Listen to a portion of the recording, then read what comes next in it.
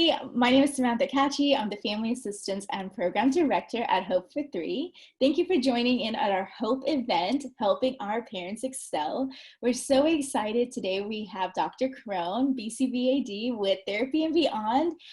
Dr. Crone is our partner for years now. They've helped us so much with our events, amazing sponsors, donors, but the best part is they really care about our families. And as everyone knows, our credibility at Hope for Three, we make sure we have the right partners to get you the right information at the right time. So Dr. Crone, hi. Hello, I'm glad to be here. Awesome. All right, please go ahead. I know we just got an hour because of lunchtime, so please feel free to jump in. Yes, all right, so let me make sure you can see my screen. Can you see that there? Yes. Okay.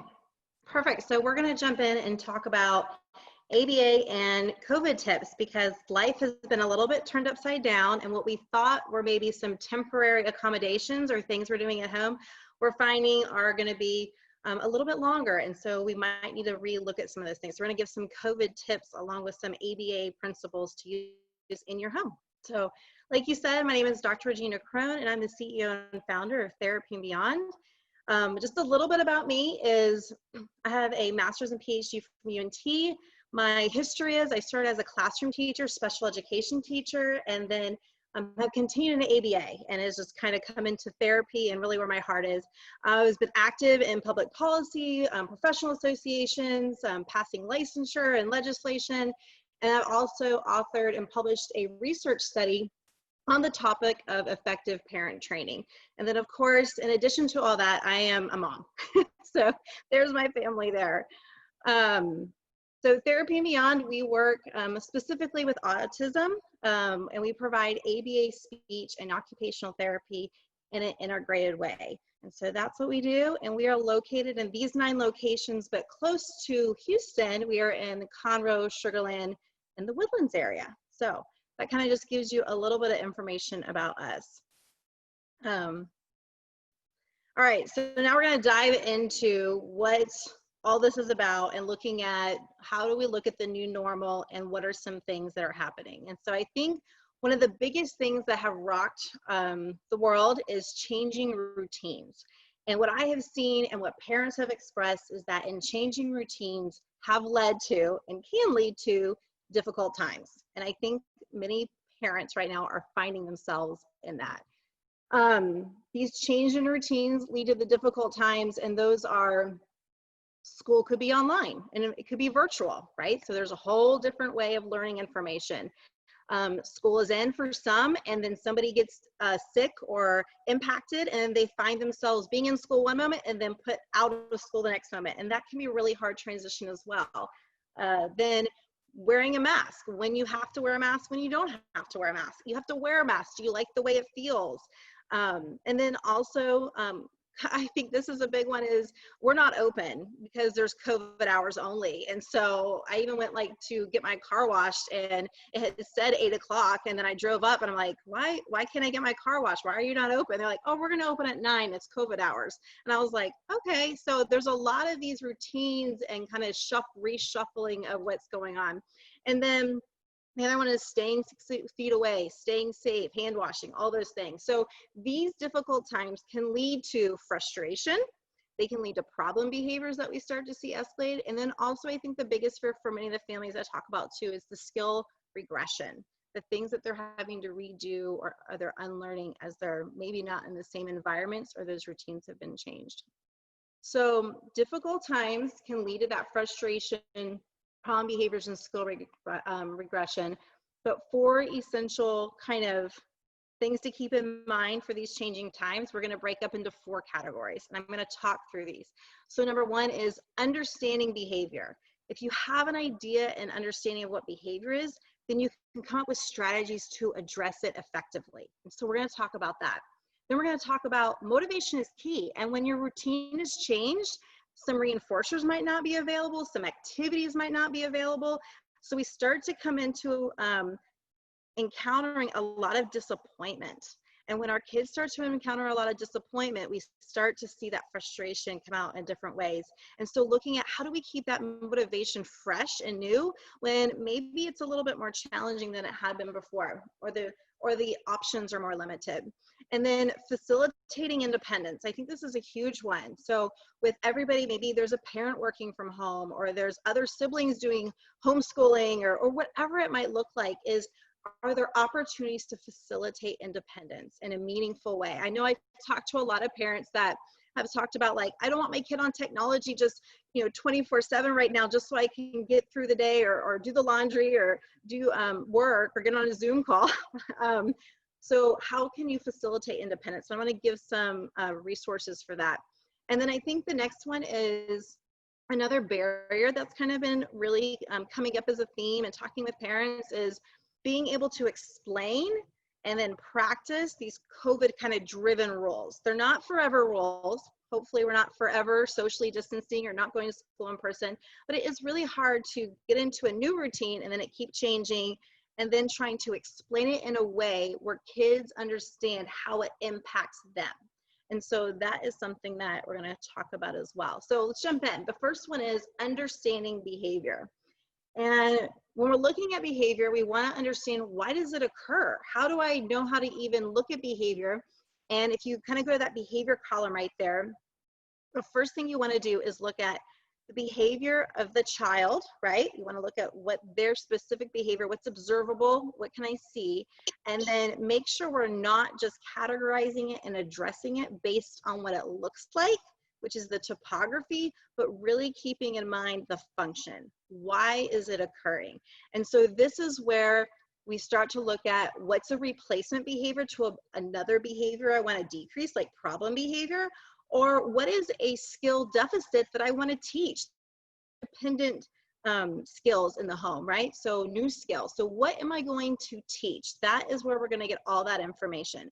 What's the behavior I want to change, or what's the lacking skill set? And then what am I going to begin to teach? And then I'm going to look at what surrounds it, these environmental variables. And the first one is antecedent. What happens right before the behavior, and what happens right after, that consequence? That is where I'm going to get all my information. And by starting to look at behavior in these three principles and looking at this contingency, we can really start to create a plan for success. So everything we're going to talk about, think about it as an antecedent behavior consequence. What happens before the behavior, antecedent? What do I observe, behavior? And then what happens right after is that consequence. All right, so we're going to jump into some of these. And I've tried to make them super friendly and just a way to understand what they are, so that you can take this information and just start thinking, okay, what is my kid saying, or what is their behavior meaning when I'm observing this, okay? So the first one is, if your kid could say to you, I want something from you, okay? And that's why that behavior is occurring, then we're going to put it in what's called the socially mediated positive reinforcement category. It's basically delivered reinforcement by another person.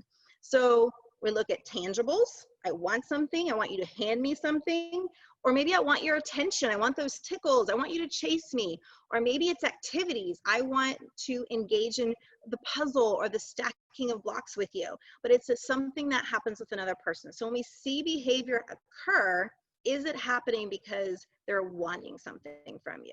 And that's an explanation of function. The next one is, take it away from me, right? So if your kid was telling you, or had matched words, that their behavior was meaning, get rid of it, take it away, I don't want it, right? Then this would fall under socially mediated negative reinforcement. And don't get caught up in those technical words. We're going to move right past that into the removing of it is reinforcing. So for example, if you walk in the room and the kid runs away from you, right? And they're not wanting you to chase them, and they're not wanting you to do all these fun things, but they see that you're carrying homework, right? And so that homework is, I've got to run and get away. The removal of that is what's reinforcing. That's the value of that. Or let's say that a song they don't like comes on and they plug their ears, right? The removal of the person turning off the music is going to be what's reinforcing. And so looking at those things, take it away from me. What are these behaviors telling us as we dive into it? This one is automatic positive reinforcement. I think we see these behaviors oftentimes as self-stimulatory actions, right? So we might see somebody jumping or listening to music. And what is somebody basically saying with those actions? They're saying, hey, this feels good all by myself. I like to listen to music or sing or jump or spin or watch things spin, but I don't need anybody else in my environment to do it. So it's maintained by me being able to do something myself. And then the next one is it doesn't feel good. So I have pictures here of maybe somebody holds their head. Well, they're not holding their head to communicate that they want something, right? They're communicating their head because they're trying to alleviate pain, but they don't need someone else's help. So that is called automatic negative reinforcement. And these are actions that can alleviate pain. Or scratching, you have a bug bite, so you're trying to get rid of that itch. Okay, so we're kind of play a little game here, but I want you guys to watch it. And this is, to the best of my knowledge, a typical kiddo, but this is from America's Funniest Home Videos. And so I want you to think about behavior and those, identify the behavior, then identify the environment around it, what happens before and what happens after, and see if you can predict what this function is.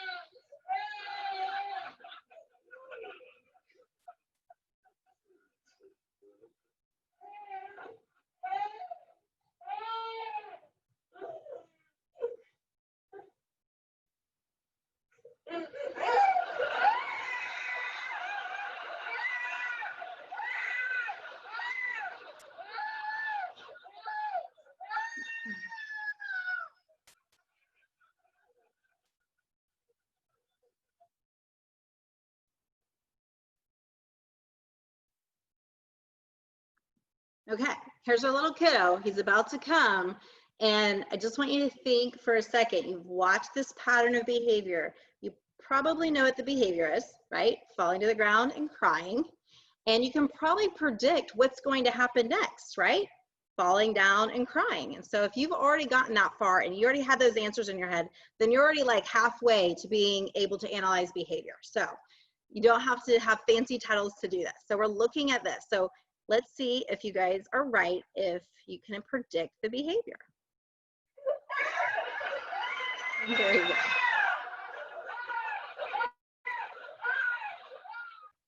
So when we're looking at this behavior and we're looking at this pattern, this just video illustrates really well in a minute the patterns of behavior. So that's why I use it. And so when this kiddo is falling on the ground, you start thinking, okay, why is he falling on the ground? Well, let's go to kind of what we talked about. Is he trying to get rid of pain? He's not trying to get rid of pain. He's not hurt or feeling bad, right? Is he trying to get something to stop? Does he want someone to take something away? No. What can you see? You see that when mom or whoever the individual is walks into the other room, what happens? That behavior goes away. Then as he follows her to where her positioning is, where he's in visible sight, then he falls down again, right? And he's really convincing that he needs her attention, right? And so it's the attention component, because we know that it's only happening when she's present. And we can see that clearly in the turning off and the on of the behavior itself. And then we're able to see these patterns. When we identify these patterns and we can predict when something's going to happen, we now have the information we need to say, how do I change this behavior? And if I know that it's for my attention, then now I know what skill to teach, right? So because I know it's attention and he wants my attention, I want him to stop crying for the attention. I can now teach him to say, mom, or give me a card, or communicate in a way to get attention that is appropriate. So when we're looking at behavior, we want to look at equal replacement behaviors that serve the same function. We don't want to just address all behavior the same.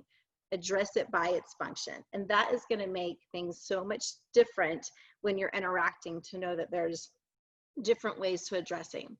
So one of the things that has been coming up as the thing that I thought I would share with you guys is elopement. So I'm hearing lots of elopements going on. A lot of routines are out of routine, but there's a lot of elopement going. So I wanted to kind of just bring this as an example, but you could put any behavior here and walk through these steps and just walk you through how to kind of come up with this. And I'm not going to go into full detail because I'm going to link you to another video that you guys could totally watch later to go in more detail.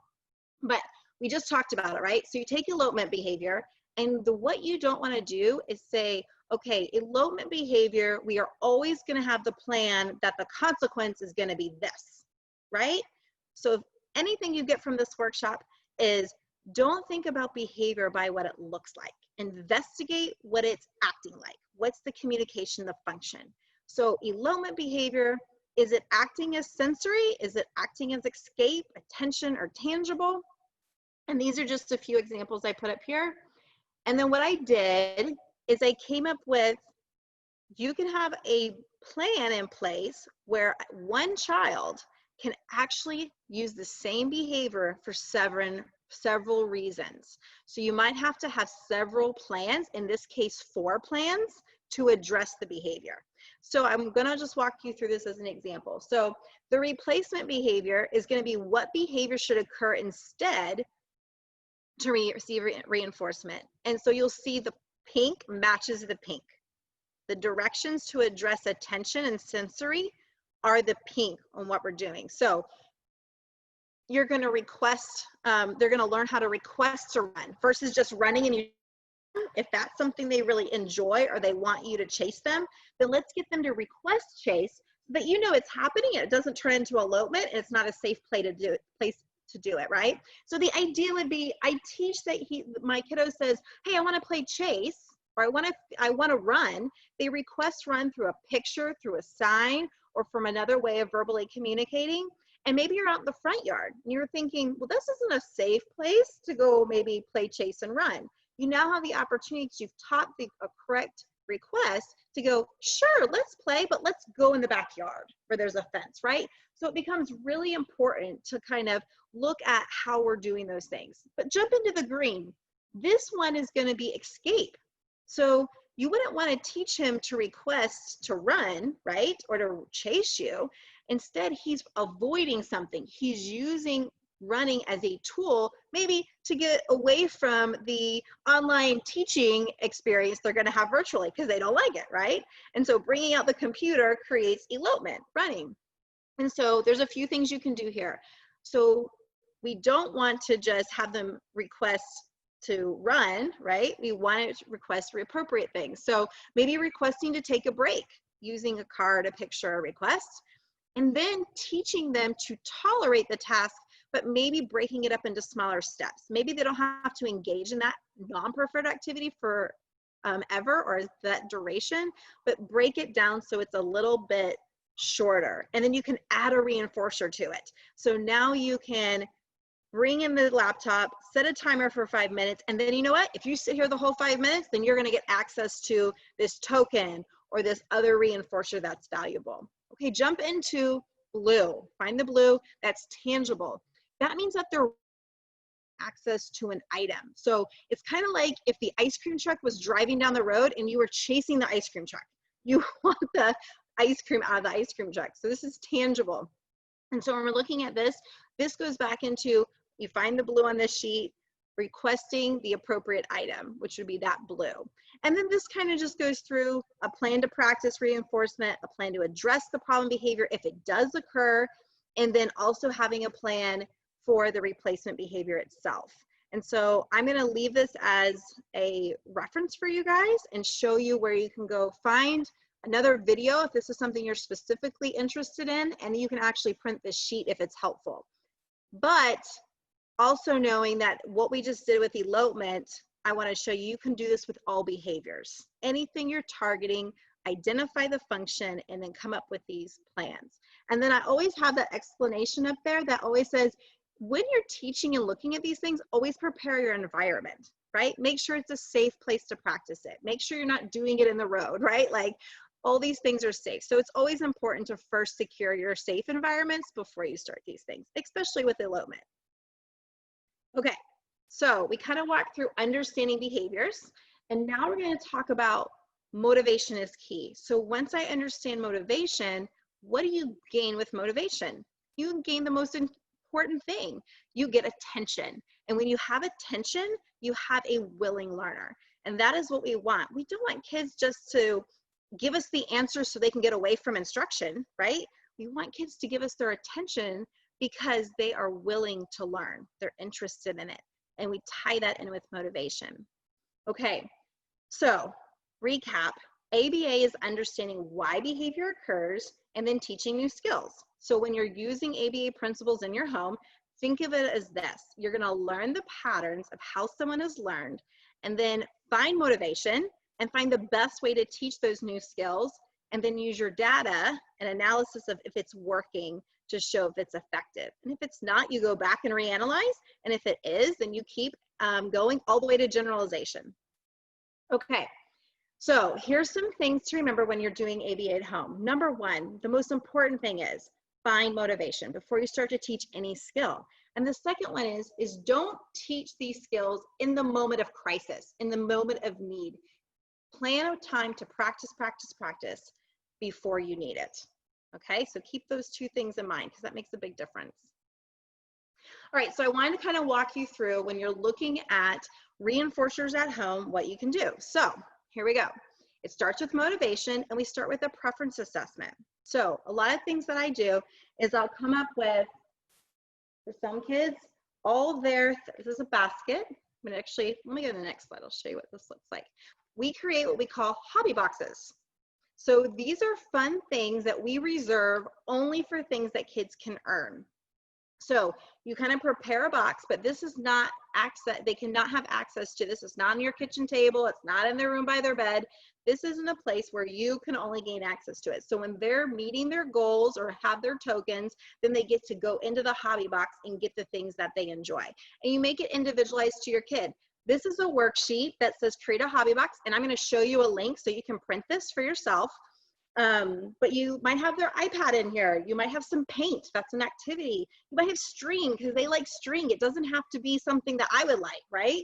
It could have some food in it. If you have a kid that likes sticky notes, I have some kids that just like the feel of it. So, you know, you just take what's valuable to them and you create a hobby box around their interests.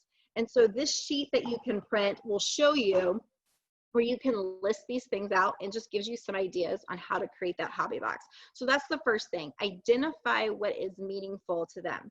Okay, and then when you're looking at working for something, so I'm going to show you, and this is also downloadable on the link I'm going to give you. So if this is helpful, with all the virtual learning, we created this. See if it goes to it. There we go. So this is a virtual token system that says I did it. And so you can write in here, it's a PDF, so you, or I'm sorry, it's a open form slides, so you can write in for that day what they're working for. And you can do that by a preference assessment. Even if you have a nonverbal kiddo who's not able to communicate or express what they're wanting, you can go through your hobby box, whoops, as I'm dropping it on the ground here, you can go through your hobby box and you could put them in both of your hands and hold them out and see which one they want, right? They can indicate through touch. You could, if that's too, if they kind of reach for both, one of the tricks I kind of do is put them on opposite sides of the room and just let them have a minute of whichever one they go through. So you can confirm what they're motivated for. Once you have that motivation, you can use this, and it's been really helpful for like teachers. Like if there's some one-on-one, you can pull this up and use it as a digital token system. So what this looks like is you'd have the name written of what they're working for, and then basically you just move it like a slide. There's your 1 token, 2 tokens, 3 tokens, but this gives the person on the screen the control of the token. And that is so important. So what I've tried that has not worked well is trying to have a parent or somebody else reinforcing them to the side. Well, what do you think that does? It makes all the reinforcement coming not from where you're wanting me to attend. So now you have kids that are walking over to whoever's giving them tokens, prompting them to give tokens, looking to them to give answers, and you have the teacher on the screen that nobody's attending to. If you give the teachers a way to reinforce the kids directly, which is what we're using here, then you're going to get attention to the screen and they're going to find that individual reinforcing, which increases attention. So this is just a tool to use for that. And then let me get back to my presentation here. There we go. So that there's going to be a link for that as well, so you guys can download it and use it. And then, oh, real quick, before I jump into facilitating independence, everybody might be familiar with just a simple token system. So like the one I just showed you, you could print off and use with a pen, but then also you can do something simple like a visual drop in the bucket. And once all these are completed, then that's when you get access to your reinforcement. So I just wanted to give some different examples for different abilities, different kids, or different preferences in your home. Okay, so now we're gonna go through facilitating independence. And in the home, this is so important. And I have seen kids just have so much pride in contributing to the household, but then also being able to facilitate their things independently. There is a lot of maturity that comes with that. So it's one of the best life skills, and you can never start too young for this. So don't think, oh, I have a 4-year-old, so we can't do this yet. We can facilitate independence around the skill sets and abilities that they have. And so I'm going to show you some ways that we can do this. All right, one is making a flexible schedule. Right? So this is actually another printable that you can do. You cut out all of these. There's a bunch of different options and there's some blank ones. And then you can create this flexible schedule so that kids can follow it themselves. You can make it at the beginning of the day and you might have somebody that can follow this. I even have a stop sign you can print off so that if it gets interrupted, you can put stop on the board and say, okay, we're going to interrupt what we're doing and switch gears, and then we're going to reshuffle the flexible schedule. There's a video on this also if you want to learn how to do this in a little bit more detail. But you cut these out individually, and the flexible schedule is so that you can move it up and down on your fridge or something magnetic in any order. So it's not something you have to reprint or retype every day. So flexible schedule helps with facilitating some independence. Okay, we also have a basket schedule, and this helps with independence too. Take the things that your kids are capable of. And we're going to start with 3 baskets in this case. So you put these on a shelf, you go left to right, just like if you were teaching someone to read, and you label the baskets 1, 2, and 3. And there's also a video as well that goes into more detail about this. So let's say the first thing you have in there is you have 3 pairs of socks and they're not put together, but your kid has been learning how to fold socks. So their goal in that task is to match the socks and fold the socks and put them in the basket. Once they're completed with that, they go to task 2. And in that task, there's all these pieces out of the puzzle. If your kid can't complete the entire puzzle, like that's going to be too hard, then just take out 1 piece and that's the task. Or then take out 2 pieces, and you can actually increase the duration of this task by just removing these small sets first, okay? So over time. But let's say in this case, there's 2 pieces out. So we have 3 socks in the first one that need to be matched and folded. The second one has 3 pieces out that he has to put together. And then the third basket's gonna have your reinforcement. And in this case, we're gonna use the promise of, you get through these, Thomas the Train, you get to bring to me, and then I turn it on for an episode. What this is teaching is it's teaching self-direction. It's teaching us how to make sure we're facilitating independence. This is a really kind of snapshot of the beginnings of this, because I don't want to start with a big grand basket schedule. I want to give you what the first steps are. But what this can evolve into is different tasks. It can evolve into more baskets. And the idea is that you work yourself up to where these basket read schedule would take 30 minutes. And so you really start to see success with that. And you're taking mastered skills, okay? Things that they know how to do. You don't want to put in something that they don't have familiarity with. And so when you're thinking of teaching other skills, think about what could go in the baskets to help them facilitate this. And so really important to have those tasks, and then your last basket always has a reinforcer. One more quick tip I want to give you about this to make it effective is what I've seen people use similar basket schedules is one thing an error people can make is they teach the kids to fold the socks and then to unfold the socks to get it ready for the next kid, or to do the puzzle, but then to undo the puzzle to put it back. Please don't teach this skill. You're teaching kids to do something effective and meaningful and then to completely undo it. Can you imagine if you went to work and they asked you to do something for 30 minutes and then they told you to just go ahead and undo it? That's incredibly defeating and not purposeful. Teach our kids that what they're doing is to completion and it is valuable and meaningful. You also, life skill, you want to make sure that everything has a completed end to it, right? We want to teach that from the very get-go. And again, left to right is just another life skill to put in there. So that is a quick basket schedules. And for all abilities, you could even do worksheets. So these could have math problems in it and whatever. So anyway, there's some other creativity to go with that.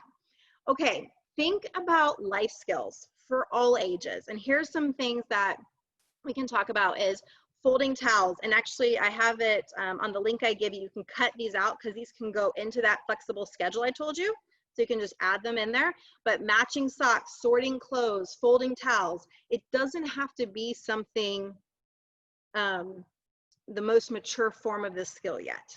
Okay, so having and practicing those functional skills becomes so important. This is fun. I've gotten a lot of great feedback on this, so try this and see if this is fun. Kids might have to be a little bit, older and able to push a vacuum, so you might need to help them. But what is fun, this is like a fun game. So what we do is we make a path with Cheerios, and we just start teaching how to vacuum up the Cheerios and in what pattern we want. And we make that pattern in every room really specific to that room. And so the idea is that over time, we don't need those Cheerios as prompts anymore. And Cheerios are great because they get eaten by the vacuum and the kids think that's kind of cool. So anyway, there's a vacuum tip to add into what you're doing. And then I have a whole video on this. This is another one that's been really popular, is how to make a snack tray out of an egg crate. And you put basically, I have an example on there that you can actually buy a clear egg tray, or you can put it next to it. But you put it next to it, and then the kids have to decide which veggie goes into the veggie little egg part. So they're just getting like a bite of that, a bite of nuts, or whatever is appropriate for your kiddo, a bite of a sweet. And here's the thing, your kid can have it in the fridge, and the rule is they can eat that anytime they want. They don't have to ask permission. They don't have, I mean, how many times, and I hear this a lot within our COVID season of life, is I do hear moms saying like, oh my gosh, my kids are eating all the time. I'm saying, no, you can't have that. No, you can't have that to eat, and so giving them this egg crate, and then they can eat this whenever they want. They can eat the chocolate first. They can eat the vegetables first. They can eat it in any order. They could take a little bite of each and graze on it. But here's the thing, in order to, and you can fill your snack tray up as much as you want, but here's the main thing that you have to remember to make this effective, so you get them to eat these vegetables, is they have to complete the whole egg tray before they fill it back up.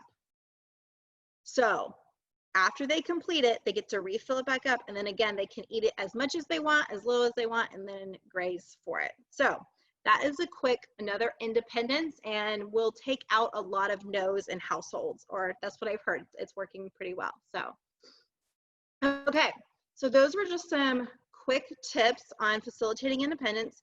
And then now walking into how do you explain and then practice these COVID-driven rules, right? That are really different from what they've learned before, or they just don't like doing them. Maybe you've been clear on explaining what you have to do, but now it's a struggle to get your kiddo to wear a mask. And so I want to walk you through kind of what some of these things look like. This is probably one of just the easiest little tips just to keep in your mind is, man, COVID and all things are changing constantly. And so you might find yourself saying no a lot more than normal. So instead, I just want to add this to your repertoire of talking to your kids. No, you don't have to do that, but, or I'm sorry, you can't do that, but you can do this, right? So no, you can't have the Dr. Pepper, but you know what? You can have Sprite. Or, you know what, we can't go to dance class today, right? Because COVID closed it.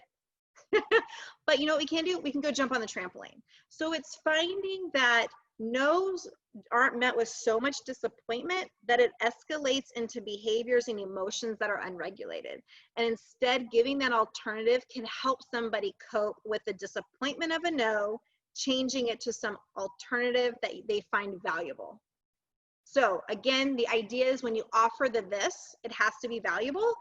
Don't say things like, well, you can't go play with your friends, but you could totally do the dishes, right? That's not going to work here. So make sure that you're just kind of having them as even as possible to help with that transition and coping. Okay. Using social stories has been really helpful for talking about what to expect now that you might be going into new changes as you go back to school, or you're going somewhere different, or you have to go to the doctor's office. Some doctor's offices right now, they come to your car, right? Like there's just so many different changes. And so having a social story can really help explain how these rules impact your family. And I think that is really important with all of this. A lot of our kids even understand things have changed, right? Many of them may understand kind of the story as to why things have changed, but they don't understand why it's impacting them. So there's something additional here. I need to move my screen thing here. Take you to. So what we've made in addition to the social stories, you can watch the video on them or you could download them. I'm hoping this thing loads. But we've also have a worksheet that goes with them because I can't make a social story for all these changes because everything is constantly changing a little bit. So you'll see the social stories up here. Lots of social stories. There's the other little things I was showing you guys. But this is what is really impactful following the social story, okay? I'm gonna click on it so you can see it. So this kind of puts the social story and reiterates it on a worksheet. And you can print this worksheet as much as you need to based on how the world changes. And so it's, what is coronavirus and about me? So coronavirus is a germ bug that makes people sick. The President of the United States says the rule that we have to stay at home as much as possible. At the time, that's what this is, but we have several iterations of this worksheet at this point. Some changes that have happened. So you can circle these or cross them out. So my parents work from home. If that's relevant to your family, circle that. My school is closed. Maybe you circle that one. Maybe your school's open, but in a week it might be closed. So then you go back and you reprint this worksheet and you do it again. I can't go everywhere I want. Maybe that's relevant. I have to stay at home. I think that's been really hard too. Some of the kids have not been sick themselves, but somebody else in their family will get sick or they've been exposed. And so then all of a sudden they have to stay at home, but they don't feel bad. You know, like it's not like, oh, I'm sick, I feel sick, so I stay at home. There's a rule that says I have to stay home. So this is a nice worksheet then to circle. And then you can list the things that you can do. And that's a really important part, not just to tell kids how this has changed and taken away things, but now list the things they can do and list the things they can't do. And you can reflect and go back to this. We have a school one that is actually also being published coming up. So that will help as well and be a resource to you guys. So not just doing the social story alone, but letting them know what things will change. Here's another example of that. So you can kind of see the what about me. This is another one where we updated it. So we just have like some different ones that you can use that might be appropriate. Okay, and then we have some task analysis and just some different skill sets on here. Then we go into wearing a mask, right? When do we have to wear a mask? We'll talk about a schedule here. So another resource is we have some kids that are having a lot of trouble with wearing a mask. One of the things I want to talk about is first, practicing wearing the mask outside of when you have to wear a mask is really important. Practicing at home. This could be as simple as, how do you practice this? Well, go back to that reinforcement. What's valuable? How can we make this, how can we reduce this effort? It's hard to say, hey, let's go walk around the mall for an hour, but we have to wear a mask on and this is our first time practicing it, right? That's not setting up for success. Instead, get the mask, even let them like put stickers on the mask that they like, right? Or let them have like 3 masks so they can pick which one they want, right? Just putting a little bit of like selection and not it going directly on their mouth or face. Then maybe have them put the mask on their favorite stuffed animal, just to kind of like let them like start playing and touching that mask. And then it becomes really easy to, let's put the mask on for your face, but maybe what we do is we watch a show while you have the mask on. So now you have the mask on while you're watching a show and you only have to wear it for 5 minutes. And then you over time increase that. Then once you get to that point, you can use kind of this schedule. All right, so this is when we wear a mask. So this is saying and telling them when to predict. So first we're gonna go to the store and you'd write the word store in there and you would circle the mask because that means you have to wear it in the store. But then we're gonna go to your cousin's house and you're gonna exit out because you don't have to wear the mask. But then next, we're gonna go to the doctor's office and we circle the mask because you have to wear it. So giving kids the idea of predicting what's coming in their day and when they can expect to have to wear the mask is a really great visual and something to come back to for them. So that is just a quick few tips on using social stories and then when to wear the mask and then how to explain those changes and those impacts in their daily lives using visual worksheets and visualizations. And Dr. Crone, I really loved the egg crate idea because especially now coming up right around the corner, I can imagine plus with COVID and then family coming over that they could skills you showed us, it's not just necessarily for, it's for COVID, but it could be generalized like for Thanksgiving, Absolutely. for Christmas, or even that mask, the worksheet of the mask where, hey, Thanksgiving's coming up, help me clean the house, let's vacuum together. Like these are great things throughout, not just right now, right? Right, you're absolutely right. And I think that we've just been, it's just kind of like you can capture these times to maximize this season because like we talked about earlier, what is one of the fears of these difficult times? Well, it's skill regression, it's problem behavior. So if you can also maximize this time to teach some of these skills, you know, it can be absolutely meaningful down the road is the idea, right? Yeah, absolutely. Even the basket schedule, you know, having the, and I think you definitely made sure that you said it was mastered skills, right? Because if it's not mastered, it's going to be frustrating for that child, and you're gonna try to cook or try to make your pie, and then the kid's going, oh my gosh, I don't know how to. Right. And it's like it just like messes up the whole routine. No, absolutely. No, thank you so much. I'm looking at the chat. I know Leonella said that she really loved it. Was like, what a great idea for the Cheerios, I believe, and also. Oh, good. Yeah, so that was a great idea. We don't have any more questions at this time, but we thank you so much for joining in. And this was so much of information. This webinar will be found on Hope for Three's page, on our resource page, on our YouTube link. This information may be a lot, but remember, you can always call us. You can reach out to Dr. Crone with Therapy and Beyond. They will help you. They will help you walk through the steps.